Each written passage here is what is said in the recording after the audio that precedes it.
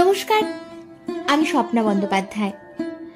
আজ আপনাদের শোনাব পুণ্যজিৎ গুপ্তের লেখা গল্প অমল থেকে ইন্দ্রজিৎ। পাঠক, বাদল সরকারের নাটক এবং ইন্দ্রজিৎ দেখেছেন? দেখে থাকলে নিশ্চয়ই জানেন যে বাঙালি জীবনে হয় অমল বা কমল হয়, অর্থাৎ নিতান্তই সাধারণ। ইন্দ্রজিৎ অসাধারণ, আলাদা।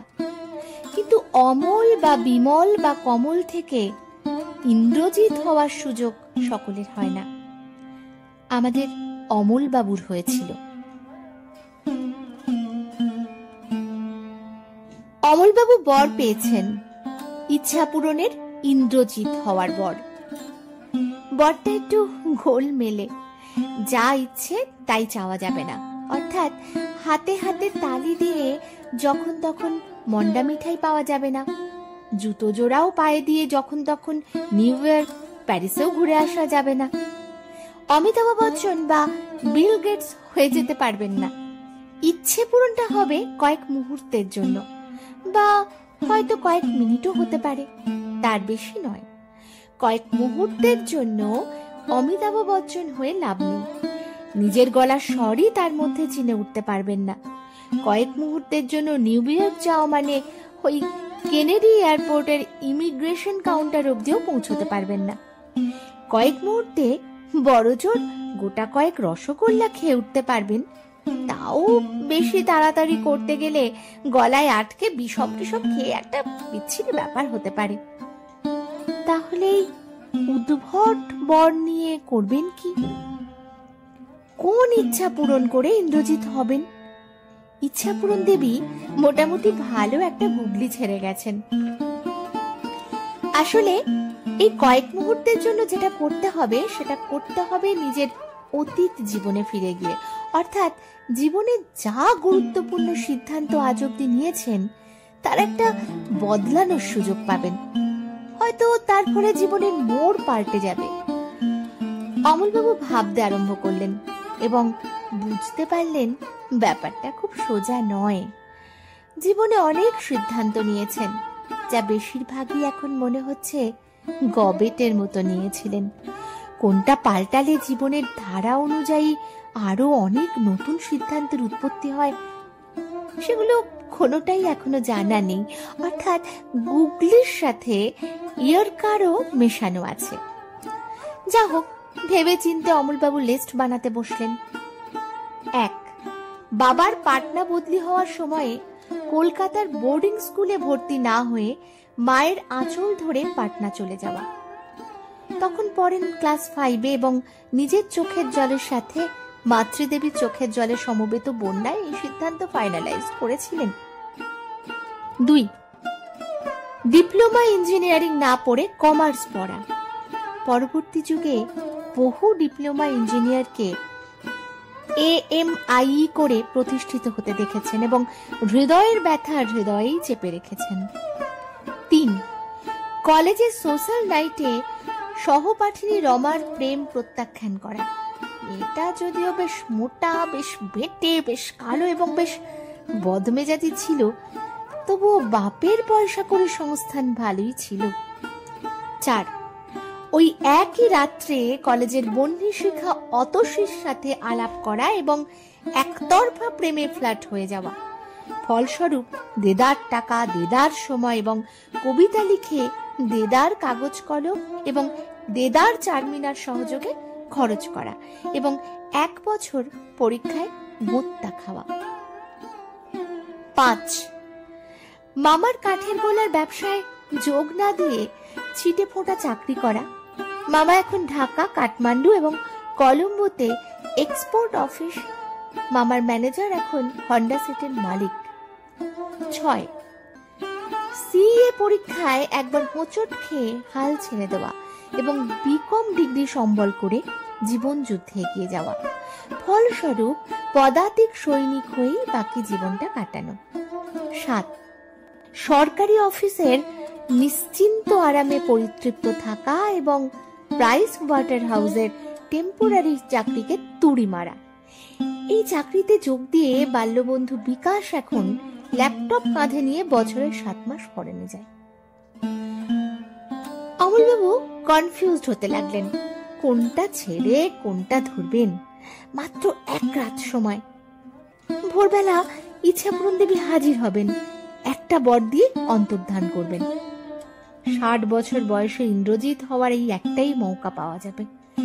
ভুলভাল ডিসিশন মানেই বুমেরাং, পুনর্মূষিক ভব। হার্টের রোগী স্ত্রীকে নিয়ে বাকি জীবনটা একইভাবে কাটিয়ে যেতে হবে। স্ত্রী হার্টের রোগী। অমলবাবুর মগজের মধ্যে নতুন ঢেউ খেলতে লাগলো। বিয়ে করাটা কি খুব সুবিধের ব্যাপার হয়েছে?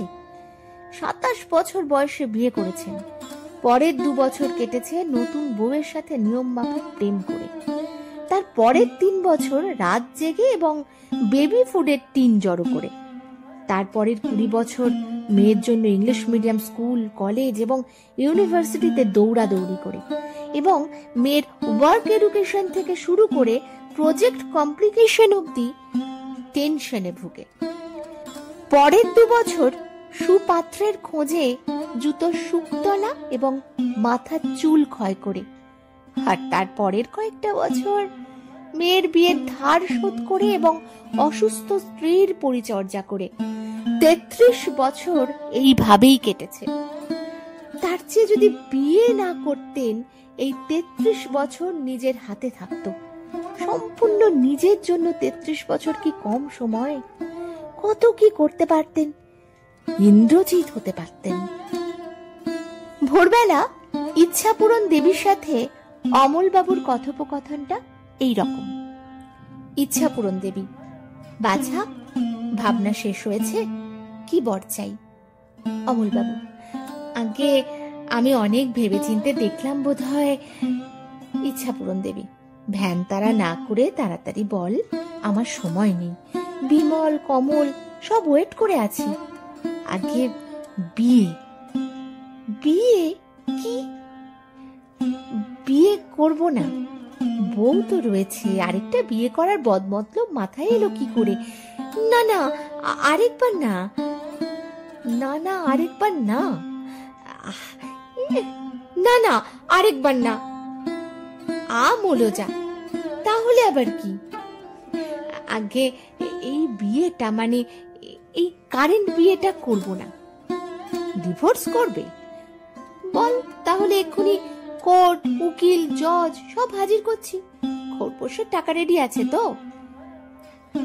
দিদি, মানে আমি বিয়ের আগের অবস্থা থেকে জীবন শুরু করতে চাই, নতুন জীবন। 27 বছর থেকে নতুন উন্মাদনাময় রোমাঞ্চকর জীবন। বউ থাকবে না, মুক্ত বিহঙ্গ নিজের জীবন নিজের হাতে তৈরি করব, ইন্দ্রজিৎ হব। ইচ্ছাপূরণ দেবী দিদি সম্বোধনের ধাক্কাটা সামনে নিয়ে বললেন, ঠিক আছে, বউ দেখার দিনে ফিরে যাও, ডিসিশন পাল্টে নাও। অমলবাবু মেয়ে দেখতে এসছেন। 27 বছর বয়সের নব্য যুবক। দাড়ি টাড়ি কামিয়েছেন, পাউডার টাউডার মেখেছেন, ভালো ধুতি পাঞ্জাবিও পরেছেন।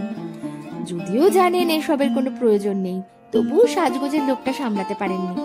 সঙ্গে দিদি ও জামাইবাবু। শ্বশুর শাশুড়ির সাথে কিছুক্ষণের খেজুরে আলাপ হলো। শালিশালাদের সাথে কিছুক্ষণ ঠাট্টা তামাশা চলল। অন্যান্য আত্মীয় স্বজনের সাথে আলাপ পরিচয় ভদ্রতা বিনিময় হলো। তারপর শাশুড়ি বললেন, এবার একটু চাটা খেয়ে নাও, আমি পাঠিয়ে দিচ্ছি। ব্রাহ্ম মুহূর্ত এলো। পর্দা সরিয়ে খাবারের ট্রে হাতে নিয়ে যে মেয়েটি ঢুকলো, তাকে দেখে অমলবাবু স্তব্ধ হয়ে গেলেন। স্ত্রীর এই রূপ তো তিনি কখনো দেখেননি। এই মাথা নিচু করে দাঁড়িয়ে থাকা, বীরাবনত ভঙ্গিমায়, নিষ্পাপ মুখে, বড় বড় চোখ ভর্তি আগ্রহ আর শঙ্কা নিয়ে, থরথর করে কাঁপা হাতে খাবারের ট্রে হাতে যে মেয়েটি দাঁড়িয়ে আছে, অনুভব করছেন যার বুক ভরা আবেগ, শিহরণ, মন ভর্তি উন্মাদনা, প্রতীক্ষার স্বপ্ন, তাকে কি করে অপছন্দ করা যায়? তিনি কি করে প্রত্যাখ্যান করবেন তাকে, যে দিনটির জন্য অপেক্ষা করে প্রহর গুনেছে, যার দিনের চিন্তা, রাতের স্বপ্ন হয়তো তাকে ঘিরেই বুনেছে, যার সমস্ত দৃষ্টি প্রশ্ন করছে কবে কবে কবে। ইন্দ্রজিৎ হওয়াটা অমলবাবু পরের জীবনের জন্যই মুলতবি রাখলেন।